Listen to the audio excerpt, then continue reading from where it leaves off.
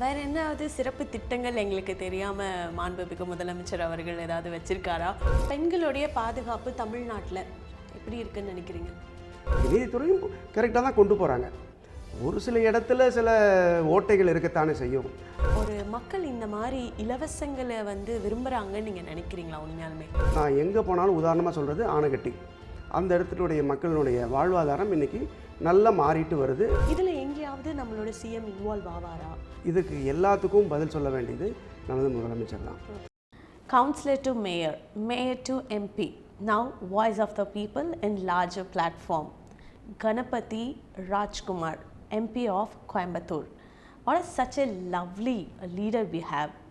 Totally Coimbatore people is admiring his presence on his social work. He loves the people. ஒரு மனிதன் தன்னோட வாழ்நாளில் ஒரு முனைவராக இருந்து அதனை தொடர்ந்து விஸ்காமில் முடித்து அதுக்கப்புறம் திருப்பியும் பாலிட்டிக்கலில் உள்ள நிறைய ஒரு வேரியேஷன்ஸ் அவரோட பாலிட்டிக்கலில் காமிச்சிருக்காரு. அவர் நின்ற ஒவ்வொரு தொகுதியிலுமே ஒவ்வொரு எலெக்ஷன்லையுமே ஜெயிச்சிருக்காரு. இன்றைக்கி voice of the people MP Ganapathi Rajkumar அவர் தான் இன்றைக்கி நம்மளை பார்க்க போகிறோம். ஸோ வாங்க பார்க்கலாம். வணக்கம் சார். வணக்கம். எப்படி இருக்கீங்க? நல்லா இருக்கேன். மக்கள் பிரதிநிதியாக நீங்கள் கோயம்புத்தூருக்கும் டெல்லிக்கும் ட்ராவல் பண்ணிகிட்டே இருக்கீங்க very frequently. Thank you so much for accepting your time with me for the lovely show. Thank you. It's my pleasure sir. Coimbatore மேயராக இருந்த அந்த ஒரு காலம், அந்த காலத்தோட டேர்னிங் பாயிண்ட் அப்படின்னா எப்படி சார் அதை நீங்கள் பார்க்குறீங்க? நிறைய வளர்ச்சி பணிகள் செஞ்சோம். அதே போல் இப்போ கோயம்புத்தூருடைய பெரிய ஒரு இது பார்த்திங்கன்னா என்னென்னு கேட்டிங்கன்னா, நம்மக்கிட்ட இருக்கிற அந்த குளங்கள் லேக்ஸ் அதில் நிறைய நாங்கள் அதை ரெஸ்டோர் பண்ணுறதுக்கு நிறைய பண்ணணும். அங்கே கொஞ்சம் ஆக்கிரமிப்புகள் இருந்தது, குடிசைகள். அந்த மக்களுக்கு வீடு கொடுத்து அந்த குளத்தையும் மீட்டு அவர்களுடைய வாழ்வாதாரம் கெடாத மாதிரி அவர்களும் பார்த்திங்கன்னா ஒரு குடிசை வீட்டில் இருந்தாங்க. ஓகே. அது நிரந்தரம் இல்லாமல் இருக்குமா இருக்காதா அப்படிங்கிற ஒரு சூழல். அவர்களுக்கு நிரந்தரமாக ஒரு வீடு கொடுத்து அவர்களையும் சந்தோஷமாக அவங்கள அந்த இடத்துல குடி வச்சு இந்த பக்கம் நீர்நிலைகளையும் மீட்டெடுத்துரும். அதனால தான் இன்றைக்கி எல்லாம் பார்த்திங்கன்னா எல்லா குளமும் இன்றைக்கி நல்லா இருக்க காரணம் மக்களுக்கு பொழுதுபோக்கு அம்சம். அதே போல் பார்த்திங்கன்னா மற்ற விளையாட்டுகள் எல்லாமே அங்கே நல்லா போயிட்டுருக்கு. இல்லை, நீங்கள் சொன்ன ஒரு விஷயம் கோயம்புத்தூரையே ஒரு புதுப்பித்த வருடங்கள் உங்களோட மேயர் காலம் அப்படிங்கிறது நிச்சயமாக சொல்ல முடியும். கிட்டத்தட்ட ஒரு 600லேருந்து 700 குடிசைகளை நீங்கள் மாற்றி அவங்களுக்கான இடம்பெயர்தல் நீங்கள் கொடுத்துருப்பீங்க இல்லைங்களா? உறுதியாக 400 வீடுகளுக்கு மேலே அப்போ நாங்கள் மாற்றி கொடுத்தோம். ஓகே. இன்றைக்கி அது மிக அற்புதமாக அது ஒரு பொழுதுபோக்கும் இடங்களாக இன்றைக்கி அதை பார்க்குறாங்க. அந்த மிக சிறப்பான ஒரு விஷயம் நீங்கள் பண்ணியிருக்கீங்க. இன்றைக்கி இருக்கக்கூடிய அரசியலுக்கு வரணும் நிறைய இளைஞர்கள் வந்திருக்காங்க. அவங்க எல்லாத்துக்கும் நீங்கள் ஒரு 30 வருஷமாக இந்த அரசியல் உலகத்தில் இருந்திருக்கீங்க, வாழ்ந்திருக்கீங்க, நிறைய ப்ராப்ளம்ஸை ஃபேஸ் பண்ணியிருப்பீங்க. அவங்களுக்கான அட்வைஸ் அப்படின்னா என்ன கொடுப்பீங்க? கண்டிப்பாக எல்லோரும் அரசியல் வர வாய்ப்பு இருக்கிறவங்களாம் கண்டிப்பாக வரணும். ஏன்னு கேட்டால் நம்ம சிஸ்டத்தை சுத்தப்படுத்தலாம். இன்னுமே இப்போ இருக்கக்கூடிய சில பிரச்சனைகள்லாம் இருக்குது. எல்லோரும் அரசியல்வாதிகளை குறை சொல்லுவாங்க, நான் அப்படி சொல்ல மாட்டேன். ஏன்னா அரசியல்வாதிகள் அப்படிங்கிறவங்க தான் நம்ம ஆளும் அந்த அரசாங்கத்தில் பார்த்திங்கன்னா முக்கிய பங்காக்குறாங்க. எதிர்க்கட்சியும் அப்படி தான். ஸோ அரசியல் அப்படிங்கிறது ஜனநாயகத்தில் நமக்கு மக்கள் பணிக்காக இருக்கக்கூடிய ஒரு அமைப்பு. அதில் நிறைய படித்தவர்கள் இளைஞர்கள் வந்தால் இன்னும் வாழ்க்கை தரம் உயரும். நிறைய புது புது ஸ்கீம்ஸ் எல்லாம் கொண்டு வரலாம். இப்போ வரக்கூடிய இளைஞர்கள்லாம் பார்த்திங்கன்னா நல்ல அறிவாற்றலோட நல்ல ஒரு எக்ஸ்போஷரோடு இருக்காங்க. ஸோ அவங்க வந்தால் நாங்களாம் ரொம்ப சந்தோஷப்படுவோம். வாங்க, அதுக்கு தான் நாங்கள் எல்லாம் காத்துட்ருக்கோம் கைட் பண்ணுறதுக்குங்கிறது. Nice nice, that's good too. Sir, இப்போது நீங்கள் ஒரு டாக்டரேட் இன் இங்கிலீஷ் முடிச்சிருக்கீங்க, அதுக்கப்புறம் விஸ்காம் படிச்சிருக்கீங்க, அட்வொகேட்டாகவும் இருந்திருக்கீங்க, இப்போ எம்பியாக பாலிட்டிக்கல் லீடராக நீங்கள் நிறைய பேருக்கு ரோல் மாடலாக இருக்கீங்க. எப்படி சார் இவ்வளோ ஜானர்ஸையும் அப்படியே நீங்கள் க்ராஸ் பண்ணிட்டு இருக்கீங்க? How it's possible? What's the secret? படிக்கும்போது அது எனக்கு தடையில்லாமல் படிச்சுட்டேன். இல்லை, பிஏ லிட்ரேச்சர் படித்தேன், அப்புறம் மாஸ் கம்யூனிகேஷன் படித்தேன். அது இயற்கையிலே எல்லாமே கரெக்டாக வந்துச்சு. பிஹெச்டி எப்போ பண்ணேன்னு கேட்டிங்கன்னா, நான் ஒரு கவுன்சிலராக இருக்கும்போது எதிர்க்கட்சி தலைவர்னு நினைக்கிறப்ப அப்போ தான் நான் அதை பண்ணுறேன். ஓகே. அதில் ஒரு விசேஷம் என்னன்னு கேட்டிங்கன்னா, அந்த காலகட்டம் முடிஞ்சு ஒரு 4-5 வருஷத்துக்கு மேலே ஆயிடுது நான் அதை முடிக்க. கரெக்டாக நான் வந்து மேயர் ஆகும்போது தான் எனக்கு வைவா வருது. ஸோ இந்தியாவிலே first sitting mayor to get a PhD அப்படிங்கிறது வந்து ஒரு ரெக்கார்டு. வாவ். ஸோ இதுக்கெல்லாம் உங்களுக்கு டைம் இருக்கா சார்? எப்படி நீங்கள் வந்து உங்கள் டைம் நீங்கள் எப்படி ஷெட்யூலைஸ் பண்ணுறீங்க? இல்லை, படிக்கும்போது எனக்கு பார்த்திங்கன்னா எங்கள் ஆசிரியர்கள் எனக்கு பார்த்திங்கன்னா என்னோடய ஹெச்ஓடியாக இருந்தவர் தான் எனக்கு டாக்டர் பிச்சாண்டி. அவர் தான் எனக்கு கைடு ஆல்சோ. அவங்கெல்லாம் அவங்களுடைய ஒத்துழைப்பு, அவங்களுடைய வழிகாட்டுதலில் தான் அதெல்லாம் என்னால் சாதிக்க முடிஞ்சுது. அதனால் எனக்கு அது ஒரு பெரிய சிரமமாக படலை. அதனால் நல்லபடியாக போச்சு அது. சார், இப்போ நீங்கள் வந்து ஒரு சிட்டிங் எம்பி, நீங்கள் வந்து தமிழ்நாட்டுக்கும் டெல்லிக்கும் நிறைய டைம் வென்எவர் த ஷெட்யூல் கம்ஸ் நீங்கள் வந்து ஃப்ளை ஆகிட்டே இருக்கணும். இந்த மாதிரி தருணங்களில் நீங்கள் நிறைய சுச்சுவேஷனில் ஹெசிடேட் ஆகிருக்கீங்களா? என்னடா இப்படி ஒரு சோஷியல் ஆக்டிவிட்டிஸ் நம்ம இவ்வளோலாம் படிச்சிருக்கோமே அப்படிங்கிற மாதிரி எனக்கு தோணியிருக்கா? இல்லை, எனக்கு வந்து இப்போ டெல்லி கம்ஃபர்டபுளாக தான் இருக்குது. ஆமாம், எனக்கு அது ஒரு பெரிய இது இல்லை. அங்கே வந்து எம்பிக்கு ஒரு பெரிய மரியாதை இருக்குது. அதாவது அதிகாரிகள் மத்தியில் யாராக இருந்தாலும் சரி, பொலிட்டிக்கலாக சில வேலைகள் வந்து நடக்குமா இழுக்கடிக்கப்படுகிறதா அப்படிங்கிறது வேறு. ஆனால் நாங்கள் போனால் யாராக இருந்தாலும் எங்களை ரிசீவ் பண்ணி தான் ஆகணும். நாங்கள் என்ன கோரிக்கை கேட்டாலும் அதை கன்சிடர் பண்ணி தான் ஆகணும். அது நடக்குமா அப்படிங்கிறது பொலிட்டிக்கல் டெசிஷனுங்கிறது வேறு. ஆனால் அதுக்கு முன்னாடி போகிற இடத்துல அதிகாரிகளும் அப்படித்தான். அங்கே வந்து பொறுத்தவரை யாருக்கும் கட்சி பார்க்குறதில்ல. ஸோ எனக்கு அது கம்ஃபர்டபுளாக தான் இருக்குது. Highest law making body in India அப்படிங்கிறது நம்ம நாடாளுமன்றம். அதனால் அது எனக்கு வந்து கம்ஃபர்டபுள். இப்போது நிறைய பேர் சொல்லுவாங்க இல்லை சார், நம்ம வந்து எதிர்கட்சியை தாக்கி அப்படி பேசி பழகி தான் நிறைய பேர் வந்து இந்த எலெக்ஷன் டைமில் இது பண்ணுவாங்க. பட் கணபதி ராஜ்குமார் அவர்கள் அந்த மாதிரி யாரும் தாக்கி பேசினதா இது வரைக்கும் நான் பார்க்கவே இல்லை. எந்த ஒரு விமர்சனங்களுக்கும் உள்ளாகாத ஒரு நல்ல அரசியல் தலைவர் நீங்கள். கோயம்புத்தூர் மக்கள் மேயராக இருந்த கவுன்சிலர், மேயர், இப்போ எம்பி அப்படிங்கும்போது படிப்படியாக உங்களோட அரசியல் வளர்ச்சியும் அதில் இருந்துகிட்டே இருக்குது. அதுக்கு முக்கியமாக நீங்கள் என்ன பார்க்குறீங்க? நீங்கள் இத்தனை விஷயத்தை நான் கடந்து வந்து இன்றைக்கி எம்பியாக உட்காந்துருக்கேன், this is the one thing, அது என்னை வந்து இவ்வளோ தூரம் உட்கார வச்சுருக்கு அப்படின்னா அது என்ன காரணம்னா, நான் வந்து வளர்ந்து வந்த பாதை எப்படின்னு கேட்டிங்கன்னா, மக்களுக்கு சர்வீஸ் பண்ணி கவுன்சிலராக இருந்தேன். அதுலேயே வந்து ஜோனல் சேர்மனாக இருந்தேன். அப்புறம் எதிர்க்கட்சி தலைவர், அதுக்கப்புறம் பார்த்திங்கன்னா மேயர். அதில் வந்து மக்களுக்கு வந்து நாங்கள் வந்து ஒன்ஸ் தேர்தல் முடிஞ்சதுக்கப்புறம் நாங்கள் பொது பிரதிநிதி, நாங்கள் காமன் டு ஆல். நான் வந்து யார் வந்தாலும் உதவி பண்ணுவேன், கட்சியெல்லாம் பார்க்க மாட்டேன். அப்படித்தான் எங்கள் வளர்ச்சி இருந்தது. மக்களோட மக்களாக தான் இருந்தோம், லிட்ரலாக மக்களோட மக்களாக இருந்தோம். அதுதான் என்னுடைய வளர்ச்சி. அதே போல் ஏன் இந்த இடத்துக்கு நான் வந்தேன் அப்படின்னு காரணம்னா என்னுடைய குடும்பம் தான். என்னுடைய மனைவி, அம்மா, அதே போல் குழந்தைகள் எல்லாரும் முழு ஒத்துழைப்பு. ஏன்னா மற்றதெல்லாம் அவங்க பார்த்துக்கிட்டாங்க. நான் முழு நேரம் அரசியலை பார்க்குறதுக்கு எனக்கு வசதியாக இருந்தது. நல்ல வழியில் நான் போகிறதுக்கும் அவர்கள் என்னை வந்து கரெக்டாக ஊக்கப்படுத்தினாங்க. சரியாக போச்சு. நாங்கள் வீட்டை பார்த்துக்கிறோம், நீ போய் நாட்டை பாருப்பா அப்படின்னு அம்மாவும் ஒய்ஃபும் கொடுத்த 2 பெண்கள் உங்களுக்கு வந்து பில்லர்ஸாக வந்து உங்களுக்கு இருந்திருக்காங்க இல்லையா? ஸோ அதனால தான் நீங்கள் இன்றைக்கி இவ்வளோ பெரிய அச்சீவ்மெண்ட்டில் நீங்கள் உட்காந்துருக்கீங்க. நீங்கள் நினச்ச மாதிரியான ஒரு சோஷியல் விஷயத்தை நீங்கள் போய் மக்களுக்கு செய்கிறீங்க. சரி, இப்போது நம்ம ஒரு கட்சியில் இருக்கோம், பட் இங்கே வந்து ஸ்டேட் ஒன்று, சென்ட்ரல் ஒன்று அப்படிங்கும்போது ப்ரெஷரைஸ் ஆகிருக்கீங்களா சார்? நீங்கள் நினச்ச விஷயத்தை பண்ண முடிஞ்சிருக்கா? சில சமயம் அந்த ப்ரெஷர் வரும். பொலிட்டிக்கல், அதான் சொன்ன மாதிரிங்க. இப்போ அங்கே மேலே பிஜேபி கவர்மெண்ட், இங்கே வந்து நாங்கள் டிஎம்கே கவர்மெண்ட். அந்த வித்தியாசங்கள் வந்து சாதாரணமாக எளிதாக நடக்க வேண்டியதையே கஷ்டப்படுத்தி தான் அவங்க தருவாங்க. ஓகே, அதையும் நம்ம தாங்கி தான் போகணும். அது வந்து அரசியல் காரணம், உண்மைதான். ஆனால் நமக்கு வந்து அவர்கள் அதை வந்து மறுக்க முடியாது. என்ன கொஞ்சம் தாமதப்படுத்துகிறாங்க, கொஞ்சம் லேட் பண்ணுவாங்க, அதனால் நடந்தே தீரும். அந்த இடத்துல நம்ம பொறுமையாக ஒரு தடவைக்கு 4 தடவை அங்கே நடக்க வேண்டியிருக்கும். அதுக்கு நாங்கள்லாம் ரெடி தான். நம்ம சிஎம் அப்படி தான் சொல்லுவார், நீங்கள் வந்து எதாக இருந்தாலும் பொறுமையாக போங்க. ஏன்னா சிஎம் கிட்டேருந்து நம்ம கற்றுக்க வேண்டியது, யாரையும் ஒரு கடுஞ்சொல் சொல்ல மாட்டார். பார்த்துருக்கீங்களா? என்றைக்கும் நீங்கள் எந்த இடத்துலையும் பார்க்கவே முடியாது, ஒரே மாதிரி தான் இருப்பார். ஸோ நீங்கள் பொறுமையாக போங்கன்னு தான் சொல்லுவார். அதே வழியில் தான் போவோம். அதே போல் யாரை வேணாலும் நீங்கள் போய் பாருங்கள், எந்த அமைச்சர் வேணாலும் போய் பாருங்கள், அதில் எந்த தடையும் இல்லை. நீங்கள் தொகுதிக்காக தான் பண்ணுறீங்க அப்படின்னு கட்சி முழு சுதந்திரம் கொடுத்துருக்கு. அதுக்கு தகுந்த மாதிரி நாங்கள் போய்க்கோம். Very nice sir. நீங்கள் வந்து கவுன்சிலராக, மேயராக எல்லாம் இருந்தது எல்லாமே வந்து பார்த்திங்கன்னா ஏஐஏடிஎம்கேலேருந்து இப்போ டிஎம்கேல எம்பியாக வந்திருக்கீங்க. இது நீங்கள் எப்படி பார்க்குறீங்க? இந்த கட்சி மாற்றம் எப்படி பார்க்குறீங்க? இந்த வெற்றியை நீங்கள் எப்படி பார்க்குறீங்க? திமுகவுக்கு வந்த போதும் எனக்கு ஐடியாலஜி ஒன்றும் பெருசாக மாற்றம் இல்லை.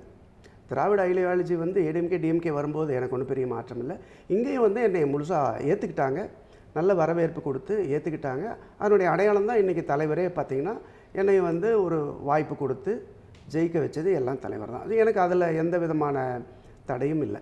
ஓகே, இப்போது ஆஸ் எ சிட்டிங் எம்பியா நம்மளோட கோயம்புத்தூரோட அடுத்த ஒரு 10 ஆண்டு வளர்ச்சிகள் அப்படின்னா இதெல்லாம் ப்ராசஸில் இருக்குது, இதெல்லாம் நாங்கள் பண்ணிகிட்டு இருக்கோம், இதெல்லாம் பேசிகிட்டு இருக்கோம் அப்படிங்கிற மாதிரி ஏதாவது ஃபியூ விஷயங்கள் மக்களுக்காக சொல்ல முடியும்? நிறைய வச்சுருக்கேன். ஃபஸ்ட்டு இன்டர்நேஷ்னல் ஏர்போர்ட்டாக மாற்றணும் நம்ம கோயம்புத்தூர் ஏர்போர்ட்டை. அது பிரதானமான விஷயம்.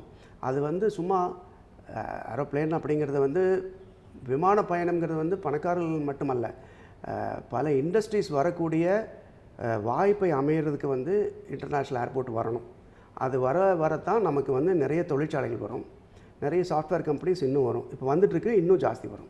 அதே போல் ரயில் சர்வீஸ்லேயும் நிறைய எதிர்பார்ப்புகள் இருக்குது. இது 2 முக்கியமானது. 3வது எனக்கு சில கல்வி பொறுத்த வரைக்கும் சில கனவுகள் இருக்குது. இப்போ இங்கே வந்து நிறைய இடம் இருக்குது, பாரதியார் பல்கலைக்கழக இடத்துல வளாகத்தில்.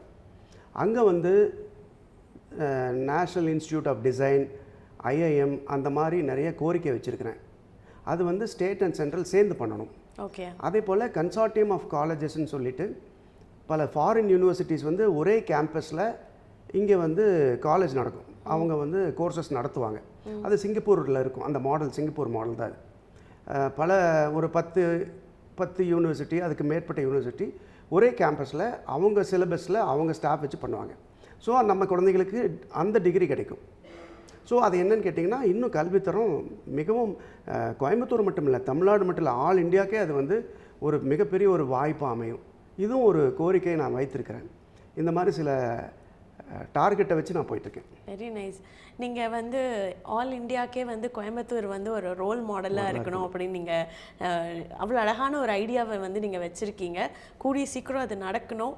கோயம்புத்தூர் மக்கள் மட்டும் இல்லாமல் இந்தியா முழுக்க இருக்க எல்லா மக்களும் அதை வந்து அந்த பெனிஃபிட்ஸை என்ஜாய் பண்ணணும்னு நினைக்கிறேன். இப்போ நம்ம மதிப்பிற்குரிய முதலமைச்சர் அவர்கள் வந்து கிரிக்கெட் ஸ்டேடியம் வந்து அனௌன்ஸ் பண்ணியிருக்காங்க. அதன் மூலமாக கோயம்புத்தூரோடைய வளர்ச்சி நீங்கள் எப்படி பார்க்குறீங்க? அது வந்து மிகப்பெரிய ஒரு வளர்ச்சிக்கு வித்துடும். அது ஸ்போர்ட்ஸாக மட்டும் பார்க்கக்கூடாது. இப்போ பார்த்தீங்கன்னா ஐபிஎல் நடத்தக்கூடிய அளவுக்கு அது இன்டர்நேஷ்னல் ஸ்டாண்டர்ட் கிரிக்கெட் ஸ்டேடியம். அப்போ வரும்போது பார்த்தீங்கன்னா மேபி கண்டிப்பாக நடக்கும். ஐபிஎல் வரும்போது என்னாகும், இன்னும் ஸ்டார் ஹோட்டல்ஸ் ஜாஸ்தியாகும், டூரிசம் ஜாஸ்தியாகும். ஃபார் எக்ஸாம்பிள் ஆட்டோ, டாக்ஸி இதன் பயன்பாடுகள், ரெஸ்டாரண்ட்ஸ் ஜாஸ்தியாகும். நிறைய பேர் வரும்போது சைட் சீயிங் போவாங்க, எக்ஸட்ரா நடக்கும். மேட்சஸ் அப்போ பார்த்திங்கன்னா பல ஆயிரக்கணக்கான மக்கள் வெளியூர்லேருந்து இந்தியா முழுக்க இருந்து வருவாங்க. ஸோ உங்களுக்கு டூரிசம் மிகப்பெரிய அளவில் பெருசாக வளரக்கூடிய ஒரு வாய்ப்பு. ஸோ விளையாட்டு, தொழில் 2மே சேர்ந்து இங்கே ஒரு பெரிய வளர்ச்சிக்கு அது வித்திடும். அது கண்டிப்பாக வரணும். அது வந்து மாண்புமிகு டெப்யூட்டி சிஎம் உடைய கனவு திட்டம், உறுதியாக அது வந்துடும். Very nice.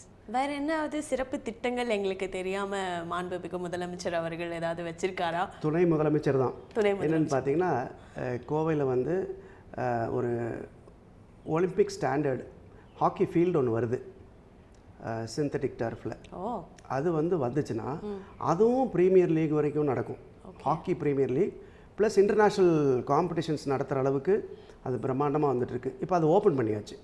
அந்த கேலரி மற்றும் அந்த பிளேயர்ஸ்கோட அந்த ஸ்டேக்கு மட்டும் வேலை இனிமேல் தான் வரப்போகுது. அதுவும் வந்தாலும் இன்டர்நேஷ்னல் ப்ரெசன்ஸ் தான், இன்டர்நேஷ்னல் ஃபாரின் டீம்ஸ் எல்லாம் வரும் இங்கே. ஸோ அப்படி வரும்போதும் சரி, ப்ரீமியர் லீக் நடக்கும்போதும் சரி, மீண்டும் நான் கிரிக்கெட்டுக்கு சொன்ன மாதிரி தான் இதுவும் பார்த்திங்கன்னா நம்ம ஊருக்கு ஒரு பெரிய ஒரு மைல்கல்லாக இருக்கும். அதுவும் வந்து மாண்புமிகு விளையாட்டுத்துறை அமைச்சரும் டெப்டி சிஎம்மான உதயநிதி ஸ்டாலினுடைய முயற்சி. அது முடிந்தது அந்த வேலை. ஸோ அது இனிமேல் முழு வீச்சில் நடக்கும். கையொப்பம் போட்டாச்சு, அது ஒர்க் நடக்க ஆரம்பிச்சு. இல்லை, ஒர்க் முடிஞ்சுது. ஓகே, அது திறந்தும் வச்சாச்சு. இப்போ இனிமேல் மேட்சஸ் வந்தால் அது அப்படியே வந்து பிக்கப் ஆகிடும். ஓகே, அப்போ வந்து விளையாட்டு வீரர்களுக்கும் டூரிஸ்ட் பிளேஸுக்கும் இது தொழில் ரீதியான அபரிவிதமான வாய்ப்புகள் கோயம்புத்தூர் மக்களுக்கு நிறையாவே இருக்குது. கண்டிப்பாக. ஓகே, கோயம்புத்தூரில் வந்து கோயம்புத்தூர் மட்டும் இல்லை, பொதுவாகவே வந்து மக்கள் ஒரு அரசியல் தலைவர்கள் கிட்ட என்ன எதிர்பார்க்குறாங்கன்னு நீங்கள் நினைக்கிறீங்க? கோயம்புத்தூர் மக்களை பொறுத்த வரைக்கும் பெரிய எதிர்பார்ப்பெல்லாம் இல்லை. அவங்களுக்கு நல்ல ரோடு, லைட்டு நல்லா எரியணும், தண்ணி வரணும், குப்பை எடுக்கணும். இதை தவிர அவங்க வந்து வேறு ஒன்றும் கோயம்புத்தூர் மக்கள் கேட்குறது வேறு ஒன்றும் இல்லை. அதற்கு மேலேயே இப்போ இந்த ஸ்கீம்ஸ் எல்லாம் பார்த்திங்கன்னா இந்த மக்கள் எதிர்பார்ப்புக்கு மேலே இப்போ ஒன்றும் இல்லை. எங்கள் நாடாளுமன்ற தேர்தல் நடந்தபோது டெப்டி சிஎம் வரும்போது கொடுத்த அந்த ப்ராமிஸ் தான் வந்து இன்டர்நேஷ்னல் கிரிக்கெட் ஸ்டேடியம். அவர் சொன்னதோடு நிற்கலை, அறிவிப்பு கொடுத்து இப்போ அந்த இடத்தெல்லாம் கையகப்படுத்தி இப்போ ரெடியாக இருக்குது. அடுத்த கவர்மெண்ட் ஃபார்ம் ஆகும்போது கண்டிப்பாக அந்த வேலை முழு வீச்சில் நடந்துடும். இப்படி பார்த்திங்கன்னா மக்கள் கேட்காமே இதை செய்கிறோம்.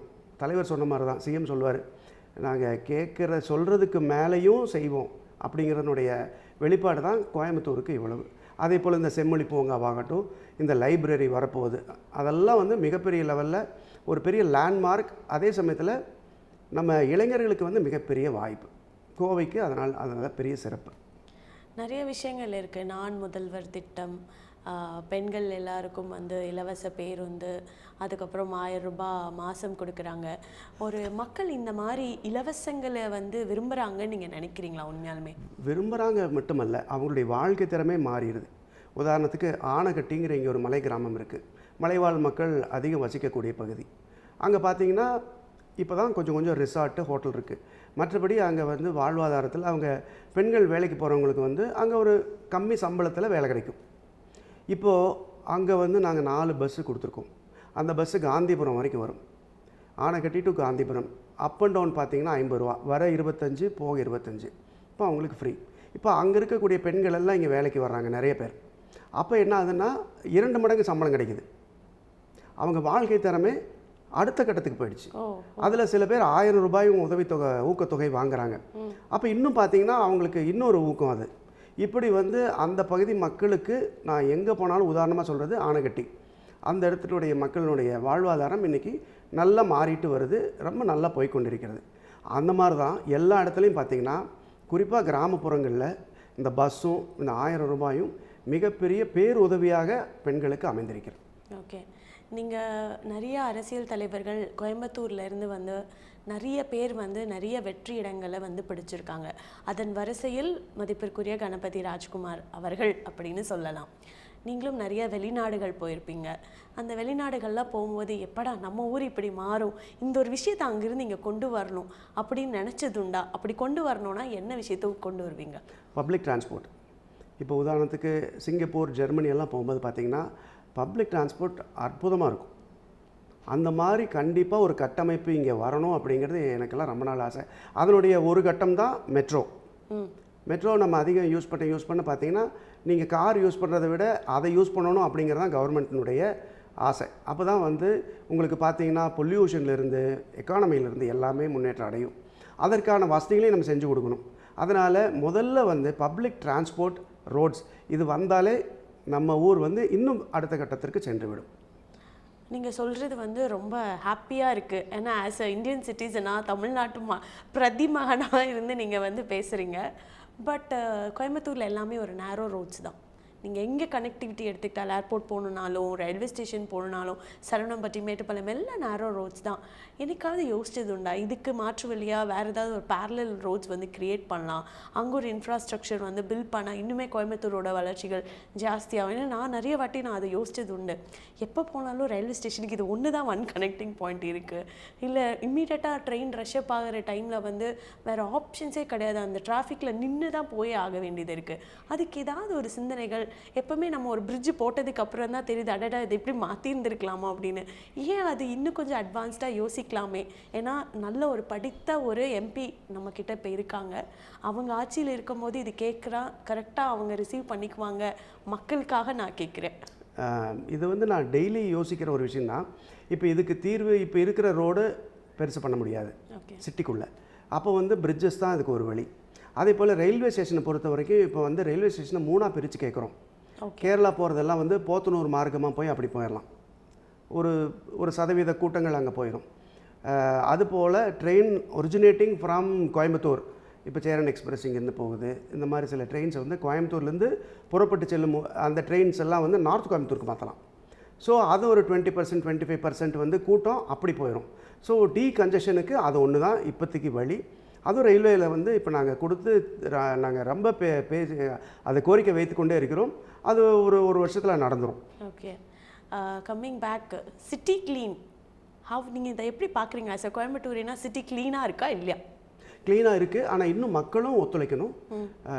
அதிகாரிகளும் இன்னும் வந்து கொஞ்சம் வேலை பார்க்கணும்.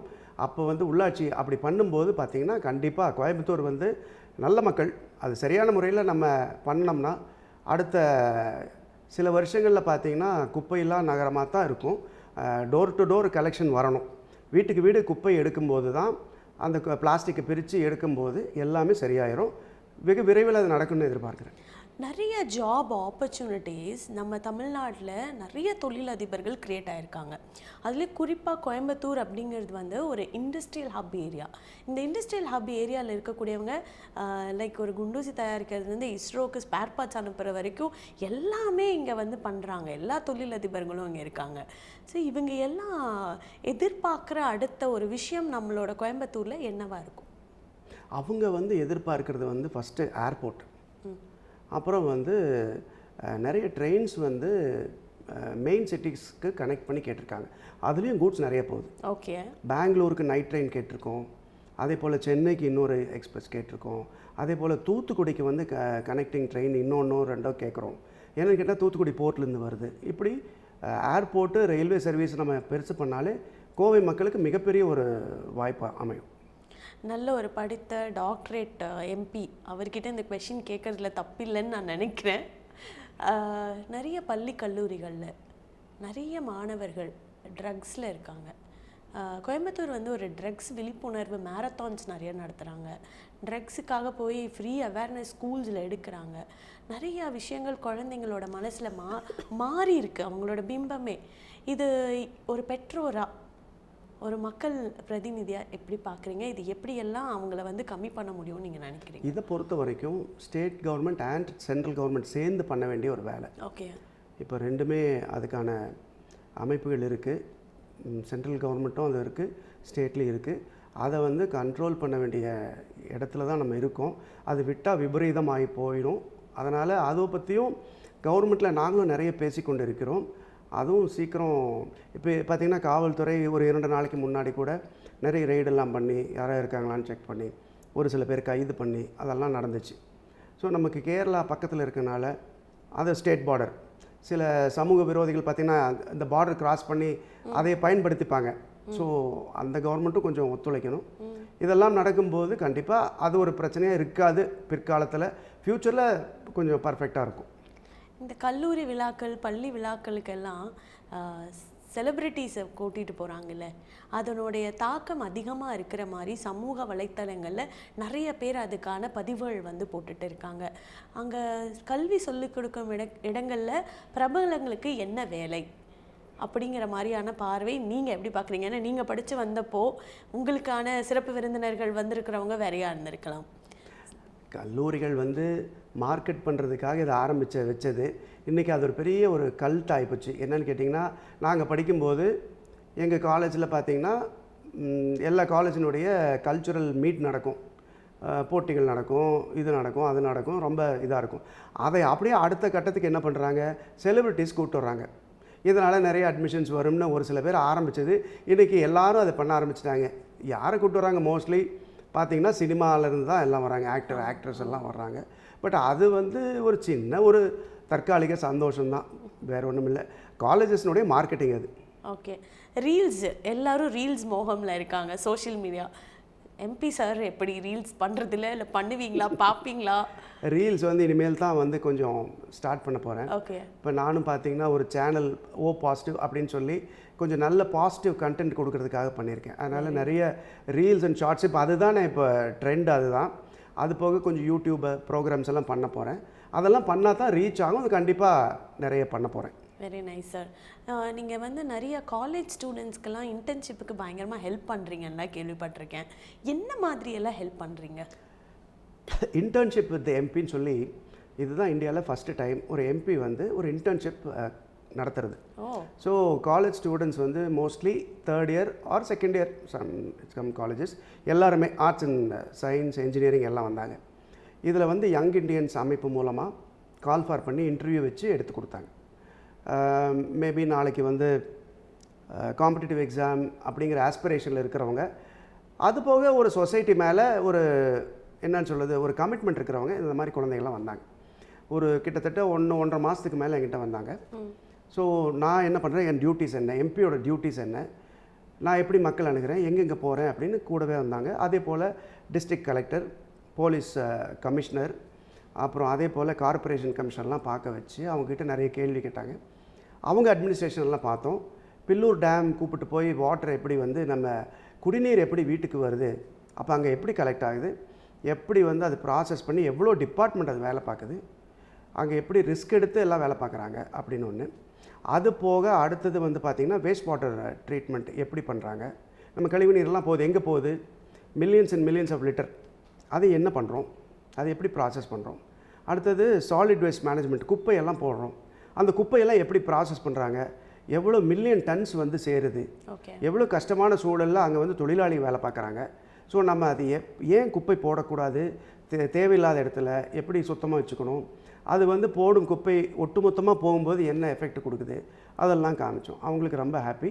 கடைசியாக பார்லிமெண்ட்டு கூப்பிட்டு போய் பார்லிமெண்ட்டில் அந்த நிகழ்ச்சிகள்லாம் பார்க்க வச்சு அந்த ப்ரோக்ராம் முடித்து அவங்களுக்கு ஒரு சர்டிஃபிகேட்டும் கொடுத்தேன். அது நல்ல வரவேற்பு பெற்றது. இப்போ அடுத்த பேட்ச் வரப்போகிறாங்க. அதுக்கு இப்போ நிறைய என்கொயரிஸ் இருக்கிறதா சொன்னாங்க. யங் இண்டியன்ஸ் மூலமாக வரப்போகுது. ரொம்ப அருமையாக இருக்குது சார் கேட்குறதுக்கே. First MP for internship students அப்படிங்கிறது அது நம்ம கோயம்புத்தூர் அப்படின்னு very nice, very proud of you. இப்போ என்னோட ஃபோக்கஸ் பூரா பார்த்தீங்கன்னா அடுத்த ஜெனரேஷன் இவங்க தான் இனி வந்து நம்ம சொசைட்டியில் இருக்க போகிறாங்க. தே வில் ஸ்டார்ட் ஃபேமிலி, அவங்க வேலைக்கு போவாங்க, அவங்க ஒரு சிட்டிசன்ஸாக வருவாங்க. ஸோ அவங்கள இப்போ இருந்தே அவங்களுடைய ரெஸ்பான்சிபிலிட்டி சொல்லிக் கொடுத்தா, சிவிக் ப்ளஸ் எவ்ரிதிங் எல்லா ரெஸ்பான்சிபிலிட்டியும் சொல்லிக் கொடுத்தா வரக்கூடிய காலகட்டம் அவங்களால அந்த மெசேஜை கன்வே பண்ணி கொண்டு போகணும் அப்படிங்கிறது தான் என்னோட ஆசை. True sir. வளர்ந்து வரும் இளைஞர்கள் கையில் பாரதம் அப்படிங்கிற மாதிரி very nice initiative. Political leader உங்களுக்கு யார்? சிஎம் தான், தளபதி தான் எங்களுக்கு. அவர் தான் தலைவர் முத்துவேல் கருணாநிதி ஸ்டாலின். அவருடைய சிறப்பு இந்த தடவை பார்த்திங்கன்னா இந்த இந்த பர்டிகுலர் ஆட்சியில் ஸ்டூடெண்ட் கம்யூனிட்டிக்கு செஞ்சது இந்த கவர்மெண்ட் வந்து எக்ஸ்ட்ராடினரி. ஓகே. சாதாரண மக்கள், எளிய மக்களுக்கும் எல்லா வாய்ப்பு கிடைக்கிற மாதிரி உண்மையாக நான் எல்லா இடத்துலையும் டெய்லி பேசுகிற ஒரு சப்ஜெக்ட் வந்து இதுதான். மலைவாழ் மக்கள் கூட இன்றைக்கி பார்த்திங்கன்னா ஐஐடி ஐஏஎம்லாம் போயிருக்காங்க. சாதாரண யூபிஎஸ்சி பர்சன்டேஜ் வந்து ஜாஸ்தி ஆகிடுச்சு பாஸ் பண்ணுறது. சாதாரண விஷயம் இல்லை. ஸ்கில் டெவலப்மெண்ட் வேறு லெவலுக்கு போயிடுச்சு. கேர்ள்ஸுக்கு என்கரேஜ்மெண்ட்டு, பாய்ஸ்க்கு என்கரேஜ்மெண்ட்டு, டோட்டலாக ஸ்டூடெண்ட் கம்யூனிட்டிஸ். அதனால் அவர் தான். ஓகே. கண்டிப்பாக வந்து இவங்களை பற்றி கேட்காம இருக்கவே முடியாது. பெண் சிங்கம், கர்ஜித சிங்கம், ஏஐடிஎம்கேவோட ஆஸ்தான சிங்கம், மதிப்பிற்குரிய அம்மா அவர்கள் அப்படின்னா உங்கள் நினைவுக்கு வருவது? எனக்கு ஒரு இன்டர்வியூ வச்சாங்க. பார்த்திங்கன்னா மாவட்ட செயலாளருக்கும் இன்டர்வியூ வச்சு தான் எடுத்தாங்க, மேயருக்கும் இன்டர்வியூ வச்சு தான் எடுத்தாங்க. எனக்கு மட்டும்தான் அதிகமான நேரம். அப்போ 3 மாநகராட்சிக்கு இடைத்தேர்தல். இப்போ தூத்துக்குடி, திருநெல்வேலி, கோயம்புத்தூர், அவங்கெல்லாம் வந்துட்டு போயிட்டாங்க. ஒரு 5 நிமிஷம், எனக்கு 17 நிமிஷம் கொடுத்தாங்க. 17 நிமிஷம் ஆச்சு. அவங்கள பற்றி தான் அந்த பிஹெச்டி நான் பண்ணேன். Evolution of doctor Jayalalithaa as a mass leader அப்படிங்கிறது தான். அப்போ வந்து பார்த்திங்கன்னா அது நம்ம சிஎம்முக்கும் தெரியும். அப்போ வந்து கடைசியாக அந்த சப்ஜெக்ட் வந்துச்சு, நீங்கள் பிஹெச்டி பண்ணுறீங்களா? ஆமாங்கம்மா. அப்போ தான் நான் பேசுகிறேன். அது வரைக்கும் எஸ் ஆர் நோ மட்டும். அப்போ என்ன நான் சொன்னேன்னா, இந்த மாதிரிமா ஒரு லிவிங் லெஜெண்டை பற்றி இதுதான் ஃபஸ்ட்டு டைம் ஒரு பேப்பர் வந்திருக்கு. சாதாரணமாக தலைவர்களுக்கு அப்புறம் தான் வரும். அதை அவங்களுக்கு சொன்னேன். அப்படியா அப்படின்னாங்க. ஆமாங்கம்மா, இந்த மாதிரி கலிஃபோர்னியா சைக்கலாஜிக்கல் இண்டெக்ஸ்னு ஒரு டூல் யூஸ் பண்ணி பண்ணுறோம். அந்த கொஸ்டினார் ஒரு 300 சில்லற கொஸ்டின்ஸ் இருக்கும். அந்த கொஸ்டினார் கொடுத்து எடுத்தோம். நல்லா வந்திருக்குமா உங்களை பற்றி. இதுதான் ஃபஸ்ட்டு டைம் ஏஷியாலே இப்படி ஒன்று வந்திருக்கு. அது அவங்களுக்கு அவ்வளோ ஒரு சந்தோஷம். எல்லாம் கேட்டு முடித்த உடனே ஸ்பாட்லி அனௌன்ஸ்ட், நீங்கள் தான் கேண்டிடேட், போயிட்டே இருங்கன்றாங்க. அதெல்லாம் கோல்டன் மூமெண்ட்ஸ். அதே மாதிரி எனக்காக இந்த தேர்தலுக்கு வந்தாங்க. ஏன்னா நான் மட்டும்தானே கேண்டிடேட். அப்போ அந்த 3 மாநகராட்சி அப்போ அங்கங்கே வந்தாங்க, எனக்காக வந்தாங்க. அது ஒரு பெரிய லக் கிடச்சிது. இப்போ இந்த தடவை பார்த்திங்கன்னா இந்த தொகுதி ஒரு விஐபி தொகுதி ஆயிடுச்சு. நம்ம வேட்பாளர், எதிர்த்தரப்பு வேட்பாளர்னால. இந்த தொகுதியும் பார்த்திங்கன்னா இப்போ நம்ம சிஎம் வந்து அவருடைய முழு ஃபோக்கஸில் இருந்த தொகுதியில் முதல்ல வந்து கோயம்புத்தூர். எல்லாரோட ஃபோக்கஸ்மே கோயம்புத்தூர் மேல தான் இருந்துச்சு. அதாவது தமிழ் பேசும் உலகம் மக்கள் இருக்கிற இடம் பூராமே கோயம்புத்தூரை பற்றி தேடி பார்த்து என்ன ஏது அப்படின்னு யார் என்ன அவர் என்னையா எல்லாரும் பார்த்து எல்லாம் பண்ணி அது மிகப்பெரிய அளவில் பேசப்பட்ட தொகுதி கோயம்புத்தூர். ஸோ இதுலேயும் பார்த்தீங்கன்னா எனக்கு ரொம்ப ஹாப்பி, நம்ம தலைவர் வந்து முதலமைச்சர் வந்து இந்த தொகுதியை தனிப்பட்ட முறையில் பார்த்துக்கிட்டே இருந்தாங்க. 2 மிக சிறந்த ஆளுமைகளை நீங்கள் வந்து பார்த்துருக்கீங்க. இது ஒரு அதிர்ஷ்டம் தான் உண்மையாக, மிகப்பெரிய ஒரு விஷயம். பொலிட்டிக்கல் லீடர் நீங்கள் சொல்லிட்டீங்க, ஆளுமை திறனை பற்றியும் நீங்கள் வந்து சொல்லிட்டீங்க. உங்கள் ஃபேமிலியில் யாருன்னா வந்து அரசியல் பேக்ரவுண்ட்லேருந்து இருக்காங்களா சார்? அப்பா வந்து அவருடைய ஆரம்ப கட்டத்தில் காங்கிரஸ் இங்கே லோக்கலில் இருந்திருக்கார், கவுன்சிலராக தலைவர் அந்த மாதிரி என்னென்னமோ வந்திருக்கார். பட் அவர் அப்போ நான் சொல்கிறது ஒரு 50 வருஷத்துக்கு முன்னாடி. அதுக்கப்புறம் அவர் அரசியலில் அவர் அதுக்கப்புறம் விட்டார். இப்படி ஒரு ஃபுல் டைம் அப்படிங்கிறது நான் தான் முதல் தடவை இப்படி பண்ணியிருக்கேன். நீங்கள் படித்தது வந்து BSc mass comm, BA literature and MA mass communication. ஓ, எப்படி நீங்கள் இந்த மாதிரி ஒரு துறையை சூஸ் பண்ணணுன்னு நினச்சிங்க? இது எல்லாரும் கேட்பாங்க. இது நம்ம அரசியல் வர்றது அப்படிங்கிறது வந்து ஒரு அமைப்பு இருக்கிறவங்க தான் வர முடியும். அது என்ன சொல்ல வர்றதுன்னா எல்லாத்துக்கும் சூட் ஆகாது. நம்ம போகிறோம், இது நம்மளை இழுத்துக்குது, நாமும் அதுக்கு போகிறோம், அந்த அமைப்பு அவ்வளோதான். அது எனக்கு அந்த சர்வீஸ் அப்படிங்கிறது நேச்சுரலாக வந்துச்சு. அதனால தான் நான் வந்து சக்ஸஸ்ஃபுல். பேஸ் எங்கேருந்து ஸ்டார்ட் பண்ணிக்கோங்க? பொலிட்டிக்கல் கேரியரோட பேஸ் எங்கேருந்து? பேஸ் இங்கே தான், இதே ஊர் இதே வார்டு கணபதியில் நான் கவுன்சிலராக ஆரம்பித்தேன். கவுன்சிலர் ஆகிறதுக்கு முன்னாடி உங்களோட அடிப்படை விஷயங்கள் என்னென்னலாம் இருந்தது? அடிப்படை வந்து அப்போவே வந்து நான் சீரியஸ் பாலிட்டிக்ஸ்க்கு முன்னாடி யூத் ஹாஸ்டலில் ரொம்ப ரொம்ப இன்வால்மெண்ட், நிறைய ட்ரெக்கிங் போவோம், ட்ரீ பிளான்டிங் பண்ணுவோம், சோஷியல் சர்வீஸ் அப்போயே எனக்கு இருந்துச்சு. அதனால் இது எனக்கு ஈஸியாக ஃபிட் ஆகிடுச்சு. ஓகே, நீங்கள் விஸ்காம் முடிச்சதுக்கப்புறம் நீங்கள் இம்மீடியட்டாக நீங்கள் வந்து இதுக்கு? ஆமாம், முடிச்சுட்டு ஒரு 2-3 வருஷம் அப்படியே சும்மா அப்படியே இருந்தேன். அப்படியே மெல்லமாக போக ஆரம்பித்தேன். அது வந்து அப்புறம் ஃபுல் டைம் ஆகிடுச்சு. நீங்கள் மாஸ்காமில் படித்த நினைவுகளில் உங்கள் projects something whatever the interesting moments of your college days? அதாவது ஃபஸ்ட்டு ரிப்போர்ட்டிங், எங்களோட ஃபஸ்ட்டு இன்டர்ன்ஷிப் இந்தியன் எக்ஸ்பிரஸில் ஃபஸ்ட்டு சென்னையில் இருந்த ஒரு மாதம் சென்னையில் இருந்த ஃபஸ்ட்டு டைம் லைஃப்பில். அப்போ வந்து போனதெல்லாம் இன்னும் பசுமையாக ஞாபகம் இருக்குது. எங்களை ரிப்போர்ட்டிங் அனுப்புவாங்க, சும்மா ரிப்போர்ட்டர்ஸ் கூட நாங்களும் போவோம், ஏதாவது நியூஸ் ஃபைல் பண்ணி அப்படி இப்படின்னு போவோம். அது ரொம்ப ரொம்ப இன்ட்ரெஸ்டிங்காக இருந்தது. அதுதான் என்னுடைய பெரிய ஒரு மோட்டிவேஷன் அது. ஓகே, உங்களுடைய கல்லூரி வாழ்க்கையில் மறக்க முடியாத நண்பர்கள் இருக்காங்க? எல்லோரும் இன்னும் டச்சில் தான் இருக்காங்க. எல்லாம் பேசிப்போம். சில பேர் வெளிநாட்டில் இருக்காங்க, சில பேர் வெளியூரில் இருக்காங்க. பேசிப்போம், அதிகமாக ஃபோனில் பேசிப்போம். சந்திப்பது வந்து விசேஷங்களில் இன்னும் கான்டாக்ட்ஸில் இருக்கும். ஸ்கூல் ஃப்ரெண்ட்ஸும் டச்சில் தான் இருக்காங்க. ஓகே, பெண்களுடைய பாதுகாப்பு தமிழ்நாட்டில் எப்படி இருக்குன்னு நினைக்கிறீங்க? எதிர்க்கட்சிகள் என்ன வேணால் சொல்லலாம், ஆனால் இங்கே வந்து பெண்கள் பாதுகாப்பு நன்றாக இருக்கிறது, சிறப்பாக இருக்கிறது. என்ன காரணம்னா, இந்தியாவில் வேலைக்கு போகும் பெண்களில் 48% பேர் வந்து தமிழ்நாட்டில் தான். என்ன காரணம்னா, காலையில் போனால் பத்திரமா வீடு வருவாங்க, வேலை வாய்ப்புகள் 2 நல்ல வேலை வாய்ப்புகள், இதுதான் காரணம். ஆனால் நிறைய வட மாநிலங்களில் வந்து பெண்களுக்கு வந்து பத்திரமா இருக்கிறாங்க அப்படிங்கிறதுக்கு வந்து ஒரு கேரண்டி கிடையாது. அதனால தான் நம்ம பெண்கள் வந்து இருக்கிறாங்க. 2வது, தமிழ்நாட்டில் பெண்கள் வந்து சிறந்த ஆளுமை மிக்கவர்கள். அட்மினிஸ்ட்ரேஷன் பார்த்திங்கன்னா இயற்கையிலே வரும். இது என்னோடய ரிசர்ச்சில் வரும்போது நான் இது நிறைய படித்தேன். பெண்ணியத்தை பற்றி தான் வந்துச்சு எனக்கு அதில். அப்புறம் தான் அந்த அம்மாவை பற்றி வந்துச்சு. அதில் தான் நாங்கள் ஆரம்பித்தோம்.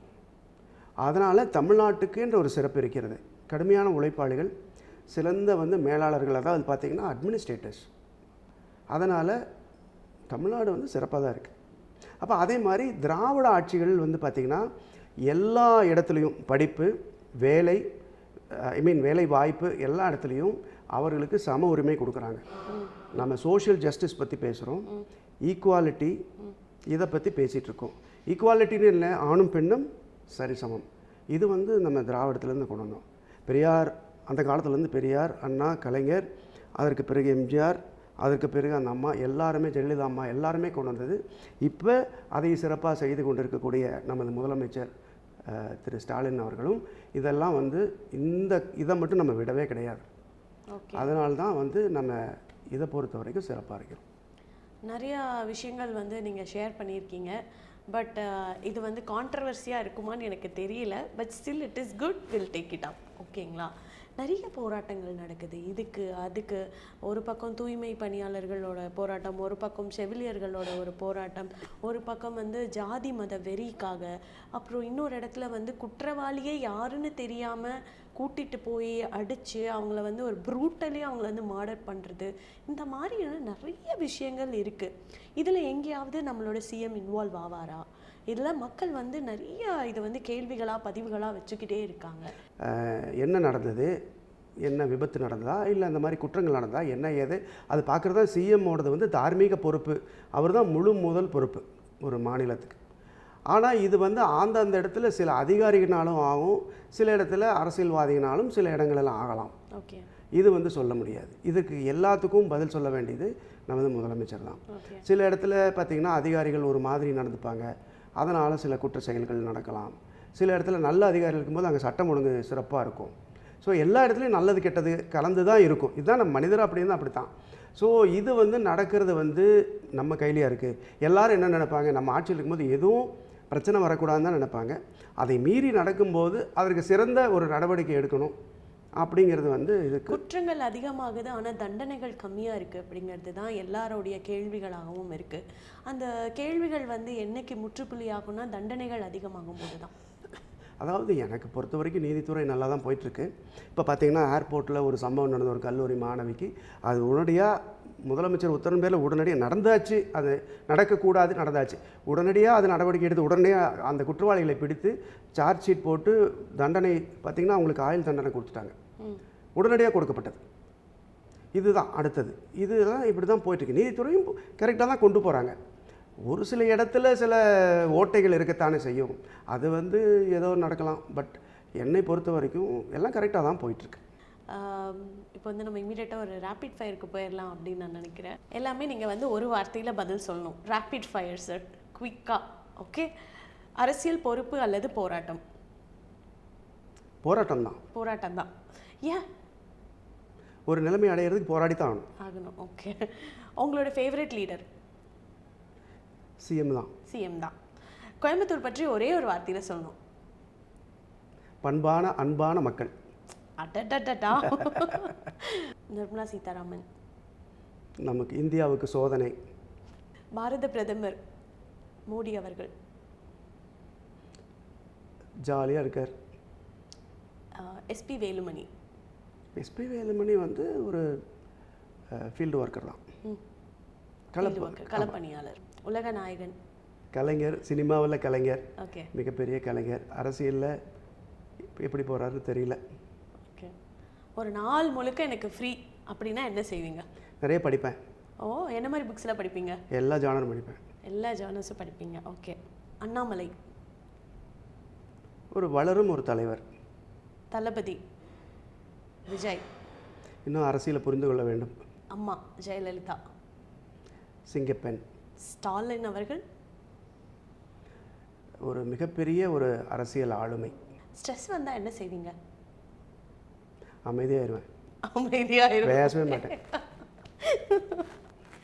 ஓகே, பாலிட்டிக்கலே இல்லைப்பா, நான் ப்ரொஃபஷனாக இதுதான் நான் ஆயிருப்பேன் பாலிட்டிக்கலாக வரலன்னா? அட்வொகேட். அட்வொகேட். அப்பா, அப்பவும் மக்கள் பணி தான். எல்லாரும் என்ன கேஸாக இருந்தாலும் வாங்கன்னு இருப்பீங்களா? ஓகே, உங்கள் வாழ்க்கையை ஒரே ஒரு வார்த்தையில் சொல்லணும் அப்படின்னா என்ன வேணாலும் சொல்லலாம், ஆனால் ஒரு வார்த்தையில் சொல்லணும். Public service. வெரி நைஸா. கோவை மக்களுக்கு ஒரு மெசேஜ். இன்னும் நிறைய நம்ம போக வேண்டிய தூரம் இருக்கிறது. நிறைய இருக்குங்க, போவோம் அப்படின்னு வந்து சொல்லியிருக்கீங்க.